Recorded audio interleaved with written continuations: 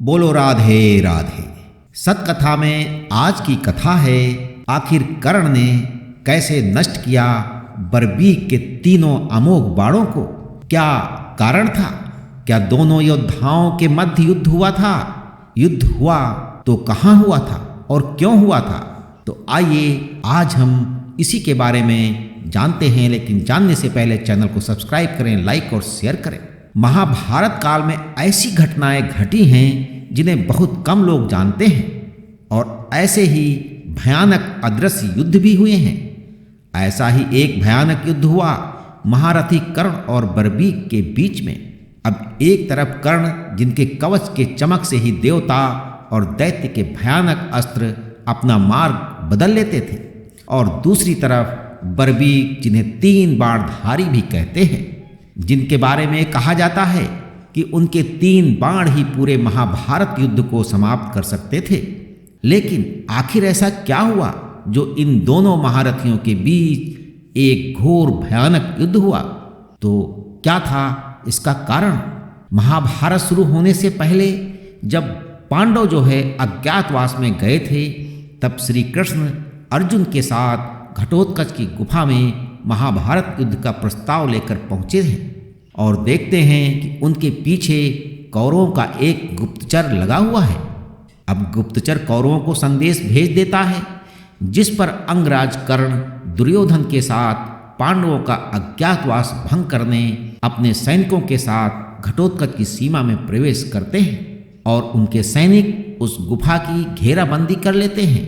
श्री कृष्ण ये बात समझ जाते हैं और अर्जुन को बताते हैं, तो अर्जुन गुस्से में बाहर जाने लगता है।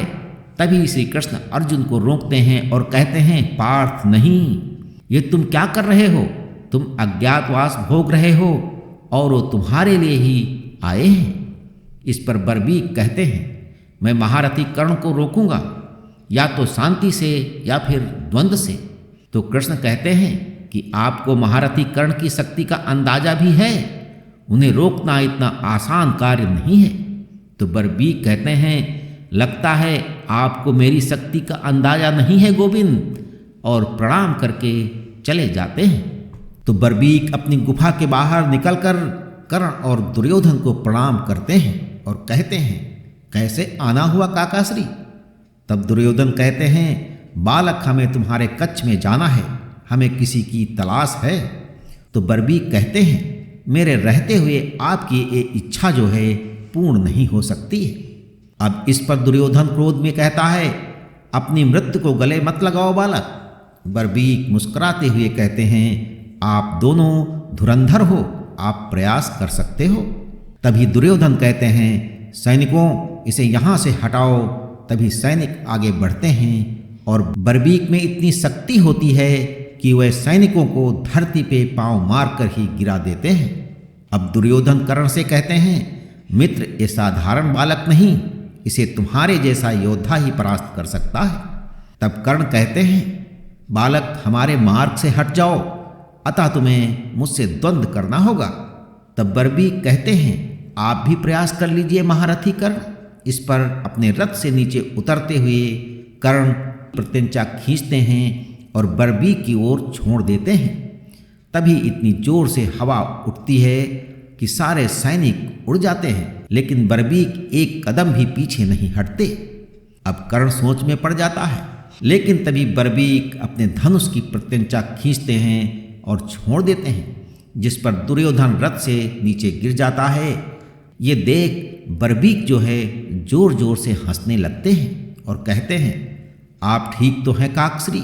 इस पर दुर्योधन कहता है, तुम्हारी ये मजाल कुटिल बालक, और कर्ण से कहते हैं, इस बालक को नर्क दिखा दो।